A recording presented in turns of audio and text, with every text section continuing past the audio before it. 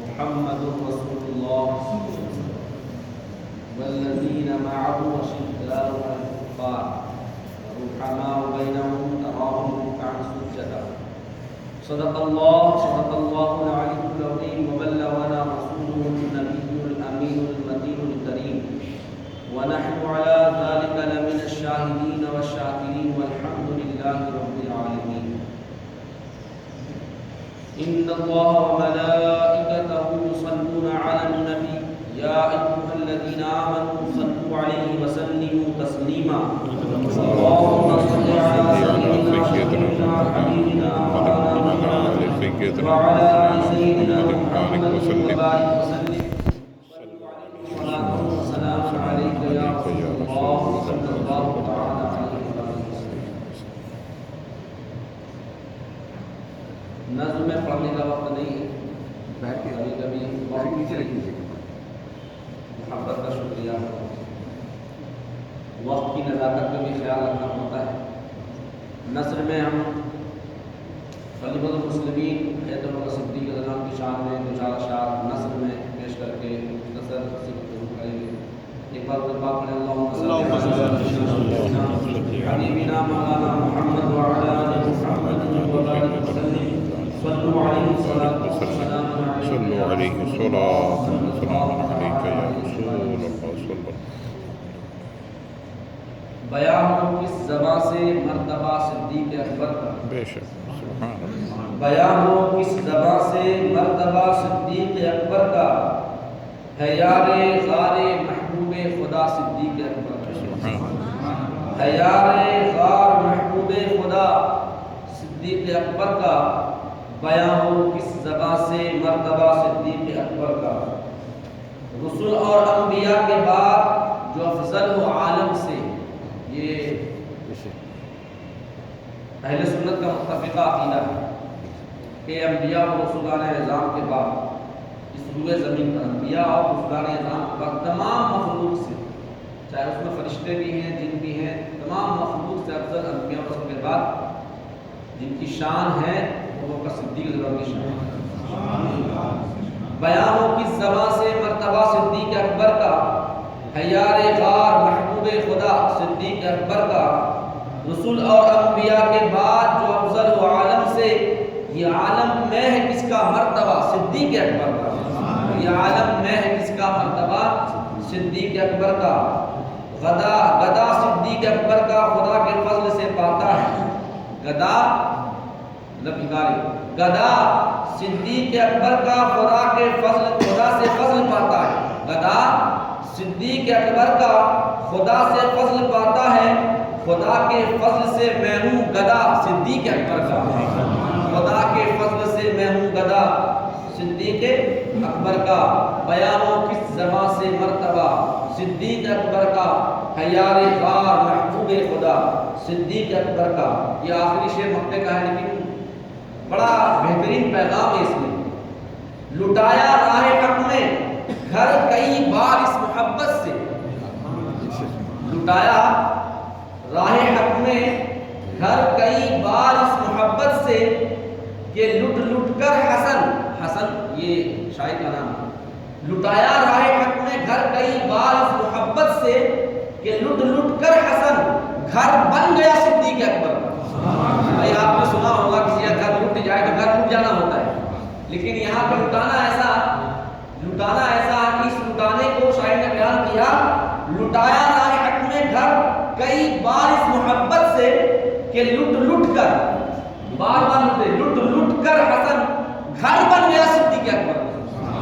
کہ لٹ لٹ کر حسن گھر بن گیا صدیق اکبر کا. بیان ہو کس زبان سے مرتبہ صدیق اکبر کا، ہے یار غار محبوب خدا صدیق اکبر کا. درود پاک پڑھیں اللہم صل علی محمد وعلی آل محمد وبارک وسلم. صلوا علیہ الصلاۃ والسلام علیک یا رسول اللہ صلوا علیہ وسلم.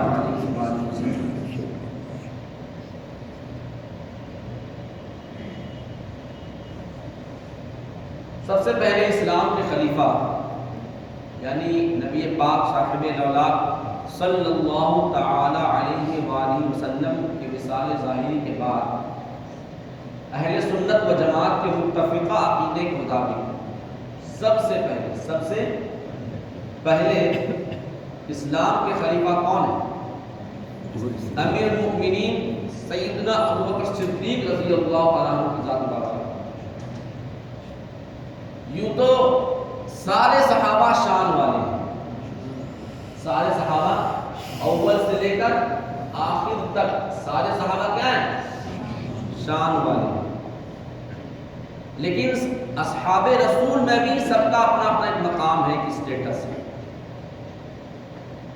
بیعت رضوان میں جتنے صحابہ تھے، جب نبی پاک ہجرت کر کے مدینہ منورہ تشریف لے گئے اور وہاں سے دل کیا کہ عمرہ کیا جائے اور مدینہ سے پھر آپ اپنے اصحاب کے ساتھ اپنے رفقا کے ساتھ مکہ مکرمہ تشریف لا رہے تھے، تو کفار کو راستے میں معلوم ہوا اور یہ غلط فہمی مسکنسپشن پھیلائی گئی کہ یہ جو نبی پاک آ رہے ہیں، محمد عربی صلی اللہ علیہ وسلم آ رہے ہیں اپنے اصحاب کے ساتھ، یہ جنگ کرنے آ رہے ہیں۔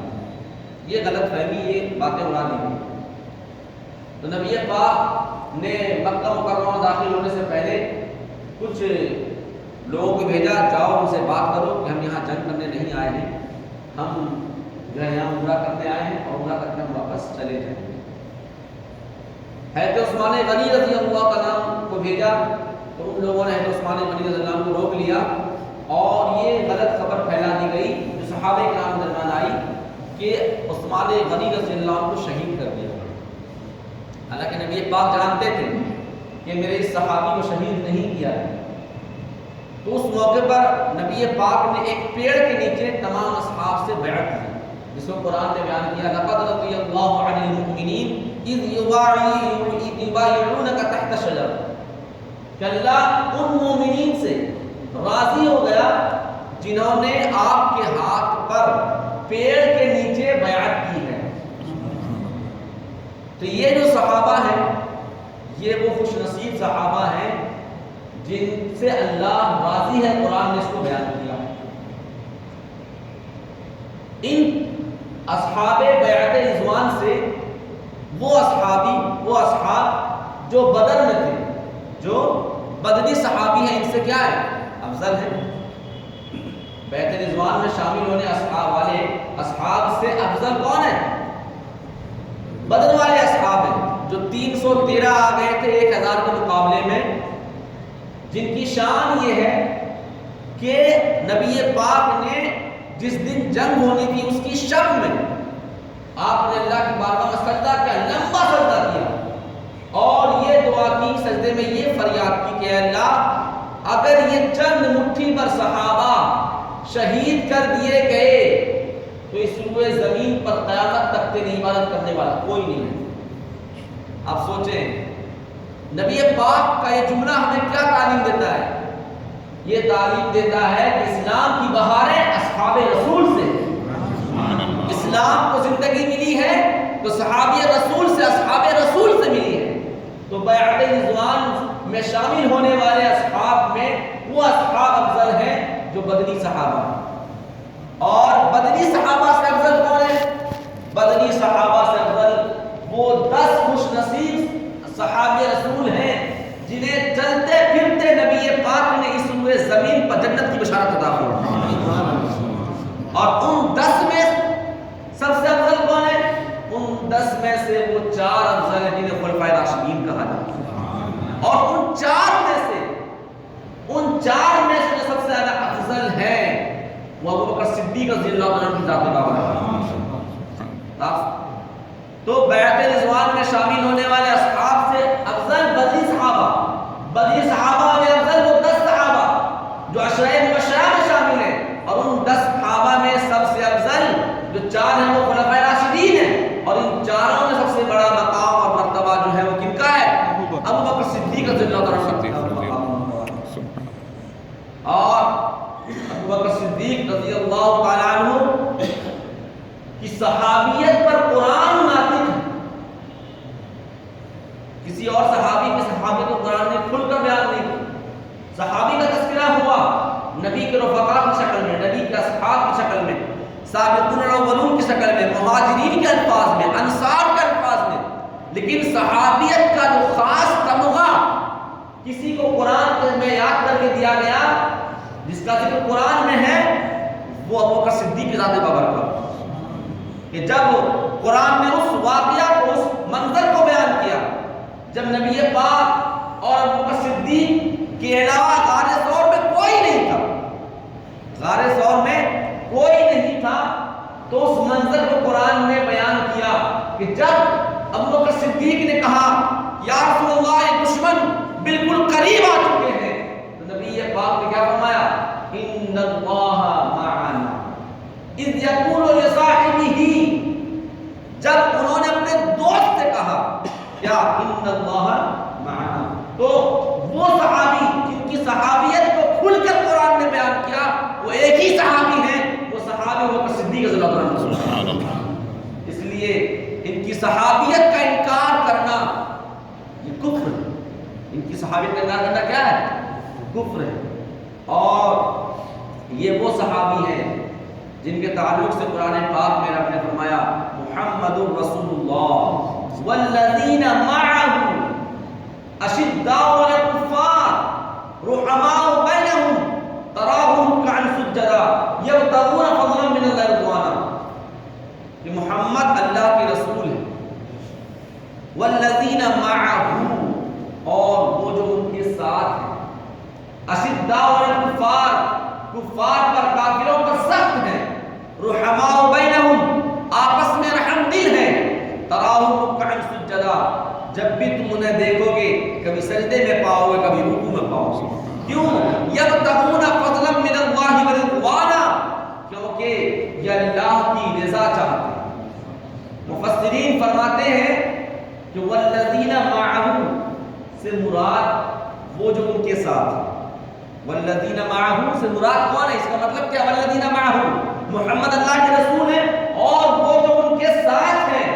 یہاں پر جس معیت کا ذکر ہے یوں تو معه سارے صحابہ ہیں، لیکن اس معه سے جو اشارہ خاص ہے وہ ابو بکر صدیق کی طرف ہے، کیونکہ نبی پاک سفر میں ہوتے تو بھی ابو بکر ساتھ ہوتے، نبی پاک حضر میں ہوتے تو ابو بکر ساتھ ہوا کرتے، یعنی جہاں نبی پاک ہوتے وہاں ابو بکر صدیق کی ذات بابرکات ہوتی۔ تو معیت اتنی تھی، صحبت اتنی سخت تھی کہ اللہ پاک نے قرآن کی صورت بنا دی کہ محمد اللہ کے رسول ہیں، والذین معه اور وہ جو ان کے ساتھ ہیں، اشداء کیا اوصاف کیا؟ وہ جو ان کے ساتھ ہیں کفار پر سخت ہیں۔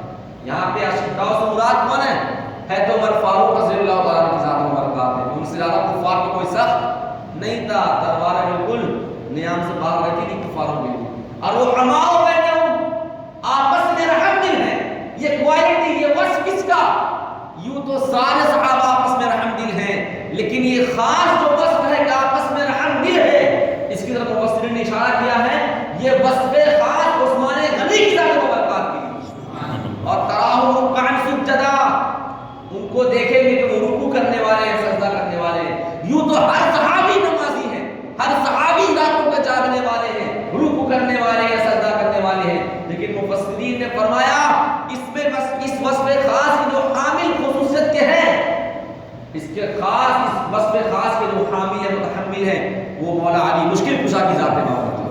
نماز سے اتنی محبت، سجدے سے اتنی محبت، رکوع سے اتنی محبت، لگا ہوا تیر جو آپ کے اس میں مبارک میں پیوست ہو گیا، نماز کی حالت میں کھینچ لیا گیا، مولا علی کو پتہ تک نہیں تھا یہ محبت۔ تو والذین معه سے مراد ابو بکر صدیق رضی اللہ عنہ ذات بابرکات ہے۔ کون ابو بکر صدیق رضی اللہ عنہ؟ جن کے بارے میں آتا ہے جنہوں نے سب سے پہلے اسلام قبول کیا، اور بات صرف یہاں تک نہیں کہ سب سے پہلے اسلام قبول کیا، بات اس سے بھی آگے کی۔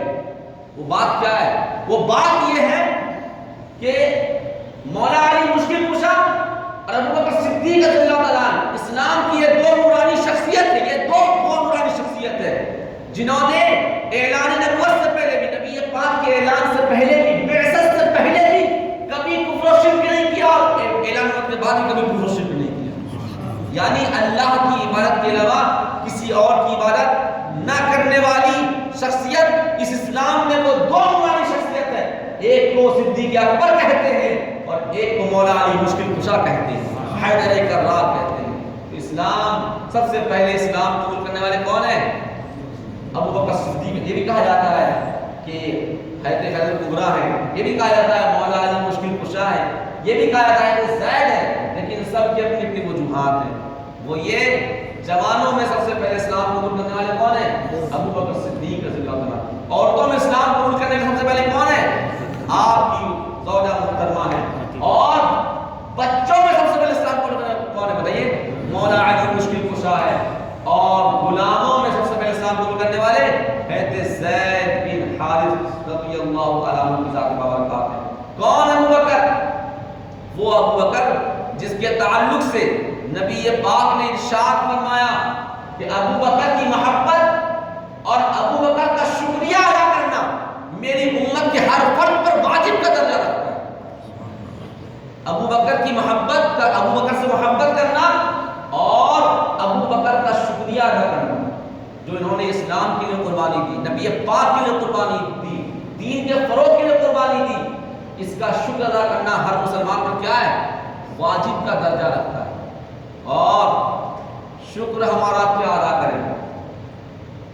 جس کے تعلق سے خود نبی پاک نے ارشاد فرمایا کہ میں نے اپنے ہر صحابی کا کہ احسان کا بدلہ لے دیا. جس صحابی نے جو بھی میرے ساتھ احسان کیا میں نے ہر صحابی کے احسان کا بدلہ دے دیا، لیکن ابو بکر کا نہیں. ابو بکر کے احسان کا بدلہ میں نہیں دوں گا. قیامت کے دن ابو بکر کے ساتھ بدلہ خدا عطا فرمائے گا، خدا عطا فرمائے گا. تو ان کے شکر کا مطلب کیا ہے؟ ان کے شکر ادا کرنے کا مطلب یہی کہ ان کے ذکر میں سنائی جائے اور ان کی سیرت کی جھلکیاں اور ان کی سیرت کو سنا جائے، اور جو تعلیمات قیمتی جواہر پارے ہمیں ملتے ہیں ہمیں اس پر عمل کرنا چاہیے. ابو بکر صدیق رضی اللہ عنہ کی ذات بابرکات یہ وہ ہیں کہ ہم اور آپ کیا تذکرہ کریں گے. خود نبی پاک کو ابو بکر صدیق رضی اللہ عنہ کے ذکر پسند ہے، آپ کو ان کا ذکر پسند ہے. ایک مرتبہ محفل لگی ہوئی تھی، تمام صحابہ تشریف فرما تھے. نبی پاک نے ابو بکر صدیق رضی اللہ عنہ سے پوچھا، اے ابو بکر تم اپنے بچپن کا کوئی واقعہ سناؤ، اپنے بچپن کا کوئی واقعہ سناؤ. آج بھی لگتا ہے نا بھائی بچپن کی واقعہ یاد آ جاتا ہے. تو انہوں نے کہا ہاں یا رسول اللہ مجھے ایک واقعہ یاد ہے، اچھے طریقے سے یاد، میں وہ سناتا ہوں. انہوں نے سنانا شروع کیا اور یہ بیان کیا کہ جب میں 4 سال کا تھا، میری عمر صرف 4 سال کی تھی، تو میرے والد گرامی نے میرا ہاتھ پکڑا اور ہاتھ پکڑ کر مجھے بت خانہ لے گئے، اور لے جانے کے بعد مجھے بڑے بت کے سامنے کھڑا کر کے کہا یہ تیرا خدا ہے. یعنی تربیت تو بچپن سے لوگ کرتے ہیں تاکہ عقیدہ مضبوط ہو جائے. تو 4 سال کو لے گئے اور کہا کہ بیٹا یہ تیرا خدا ہے، تو اس سے مرادیں مانگ، جو کچھ مانگنا ہے اسی سے مانگ. میرے والد نے جب کہا تو میں نے کہا اچھا یہ میرا خدا ہے، ٹھیک ہے. تو میں نے یہ جملہ کہا اگر تو میرا خدا ہے تو میں بھوکا ہوں مجھے کھانا کھلا دے، میں پیاسا ہوں مجھے پانی پلا دے، میرے بدن پر کپڑے نہیں مجھے کپڑے دے دے. جب یہ سب کہنے کے بعد کوئی جواب نہیں ملا تو آخر انہوں نے کہا کہ اگر تو واقعی میرا خدا ہے تو میں تیرے کو پتھر مارنے جا رہا ہوں، تو اپنے آپ کو بچا کر دکھا. اور یہ کہہ کر بڑا پتھر لیا، مار دیا، پیٹ لیا مندر.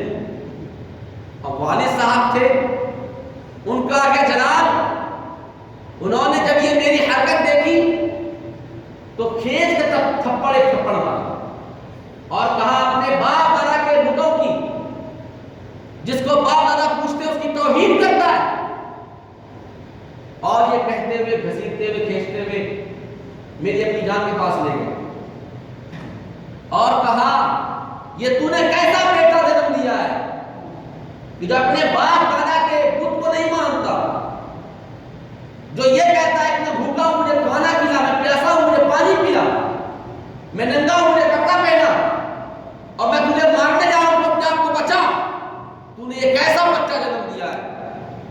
کی والدہ ماجدہ کہتی ہیں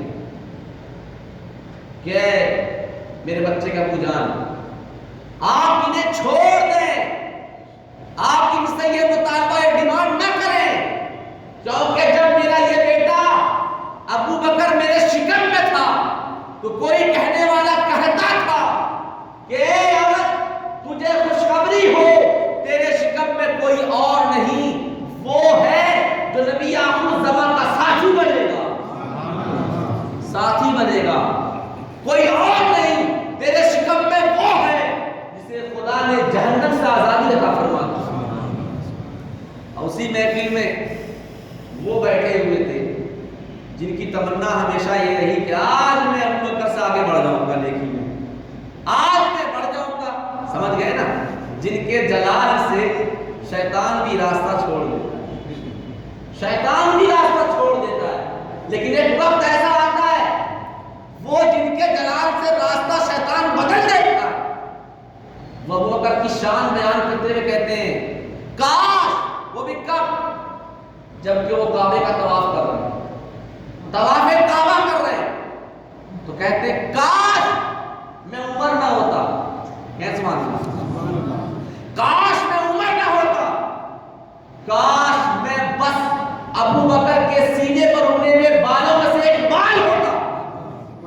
شان دیکھیں، میں عمر نہ ہوتا، وہ عمر جس نے کئی لاکھ میل مربع پر حکومت کی، جن کے جلال کا یہ عالم کے نبی پاک نے فرمایا کہ راستہ جو ہے شیطان بدل لیتا ہے ان کے جانے سے، اور جن کے قرآن فہمی کا یہ عالم کہ قرآن یہ وہ صحابی ہیں جن کے من کے مطابق، من کے موافق قرآن پاک میں کئی آیات بینات اللہ نے نازل فرمائی، آیات مبارکہ اللہ نے نازل فرمائی، وہ کہہ رہے ہیں کاش میں عمر نہ ہوتا، کاش میں ابو بکر کے سینے پر اگنے کے بالوں میں سے ایک بال ہوتا۔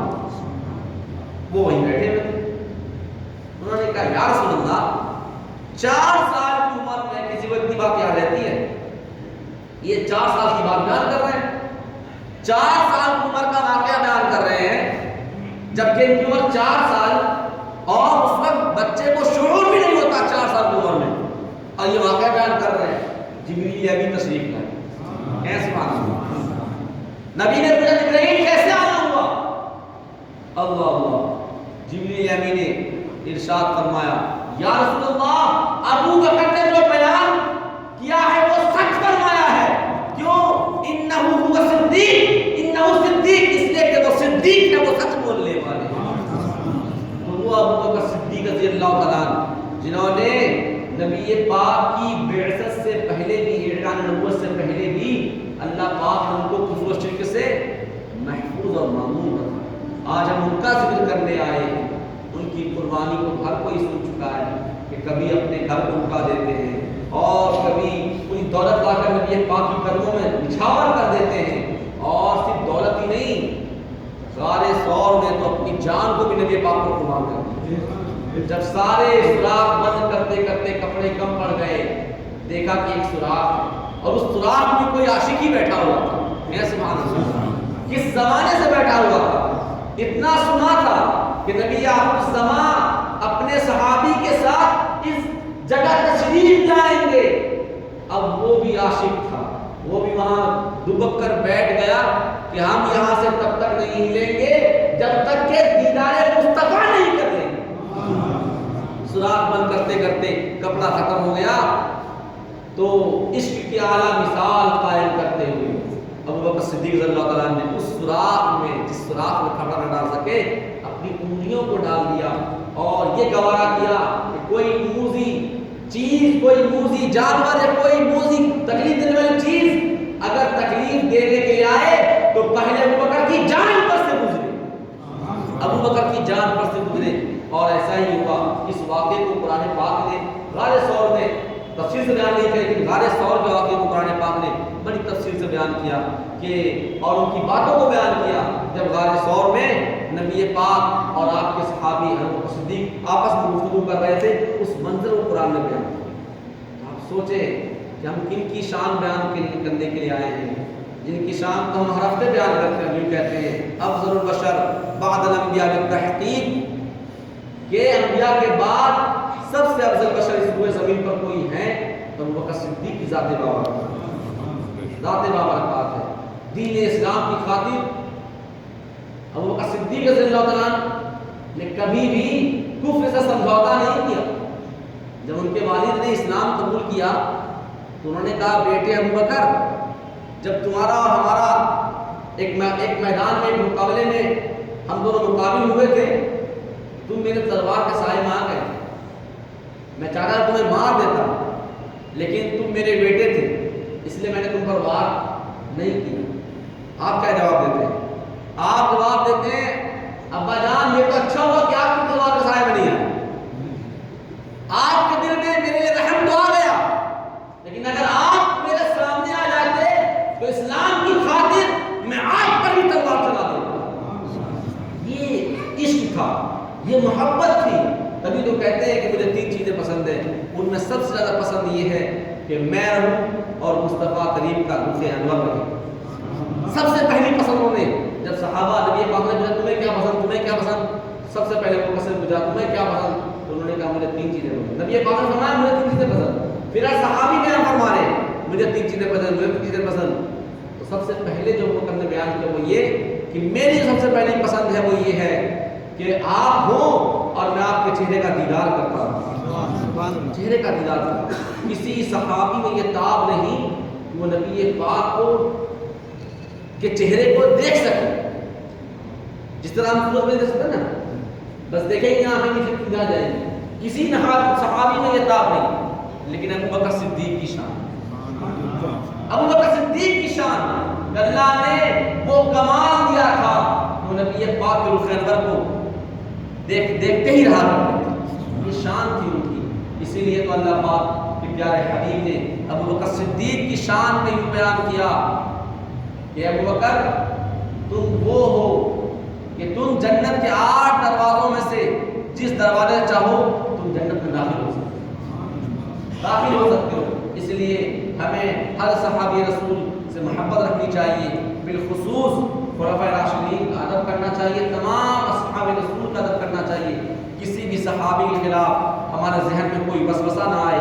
آج کل سوشل میڈیا کا دور ہے, بہت سارے ایسے ہیں شیطانی مکر و فریب والے لوگ جو اپنی باتیں میڈیا پر رکھتے ہیں اور اصحاب رسول پر بھونکتے ہیں. ایسے لوگوں کے بارے میں نبی پاک نے ارشاد فرمایا جب تم دیکھو کسی کو کہ میرے صحابی پر بھونک رہا ہو, میرے صحابی کے خلاف باتیں کر رہا ہو, تمہیں اجازت ہے کہ تم ان لوگوں پر لعنت بھیجو. اصحابی کا نجوم بِأَيِّهِمْ اقتدیتم, میرے ہر صحابی ستارے کی مانند ہیں جن کے دامن کو پکڑ لو گے تم راہ راست پر چل لو. اس لیے ہر صحابی کی محبت ہمارے دلوں میں ہونی چاہیے, ان کی عقیدت ہمارے دلوں میں ہونی چاہیے. ہر صحابی کا اپنا اپنا مقام ہے. اللہ پاک ہمارے نسلوں کے ایمان و عمل کی حفاظت فرمائے اور اصحاب رسول کی محبت ہمارے دلوں میں جاگزی فرمائے. السلام علیکم ورحمۃ اللہ وبرکاتہ.